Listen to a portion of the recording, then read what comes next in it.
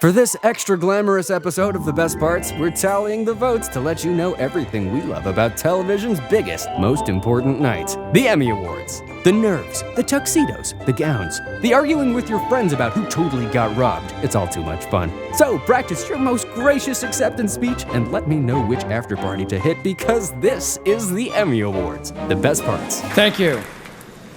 Thank you. Thank you very much. You're extremely kind.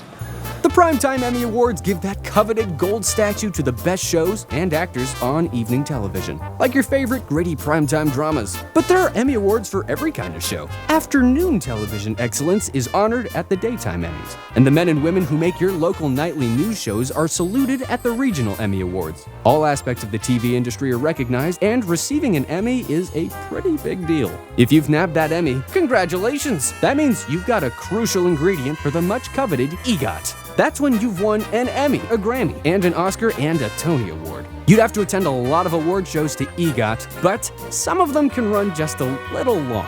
One of the reasons the Emmys are the best is because the host is usually someone who does live television for a living. You can always count on people like Jimmy Kimmel, Stephen Colbert, and Michael Che and Colin Jost to keep the show on track. After all, there are a lot of awards to get through. One reason there are so many awards is because at the Emmys, drama and comedy have their own separate categories. With the Academy Awards, every movie and actor competes against every other film and actor, regardless of genre. Unfortunately, that usually means that comedies aren't shown as much love as dramas. No! Bridesmaids and Step Brothers are great, but they aren't exactly prestige films. But not at the Emmys, because drama and comedy have their own categories. Game of Thrones doesn't have to compete against Modern Family. Comedy and tragedy are always treated with respect at the Emmys. The Emmys for Best Actor and Actress in a Miniseries is always one of the best awards of the night, because if there's anything A-list Hollywood actors love to do, it's star in a miniseries. This is otherwise known as the "Hey, Tom Hanks" portion of the ceremony. Better break the news to Spielberg, you're running out of wars. This is also where you're going to hear some of the best acceptance speeches, like Meryl Streep's in 2004. There are some days when I myself think I'm overrated. And every time Julia Louis-Dreyfus hits the podium, you know she's going to be hilarious. Lastly, isn't it a shame that Amy Poehler didn't win? What? It's so much fun to live tweet your reaction to the speeches and jokes, or the awesome and heartwarming moment in 2011 when all the Best Actress comedians went on stage to hear the winner together. Congrats, Melissa. The social media aspect of award shows is why it's so much fun to watch them live. Tracy Morgan just passed out on stage at the Emmys. Turn ABC on now.